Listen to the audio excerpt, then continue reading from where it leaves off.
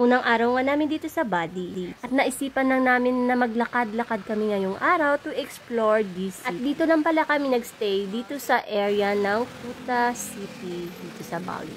Maganda nga ang location na to kasi paglabas namin ng hotel ay marami na siyang restaurant at other shop. At mas maganda kasi marami silang fresh seafoods restaurants dito.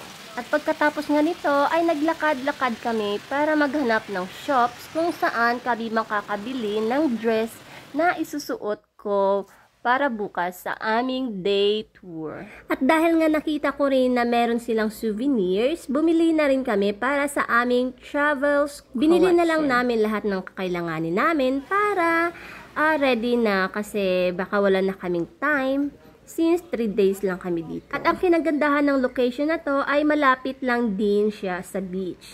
At bago nga kami nakarating ng beach, ay nadaanan namin itong temple nila. At kung nakikita nyo nga, ay may paganto sila sa kanilang gate. At tinatawag nila itong Gates of Heaven. At bukas nga ay pupunta kami ng Lempuyang Temple. The Balinese famous temple kung saan makikita ang malaking gate na tinatawag nilang Gates of Heaven. So, maiba na muna tayo. So, andito na ako sa Kuta Beach. So, ito yung beach nila dito. Tara, samahan nyo kami maglakad-lakad dito along the beach.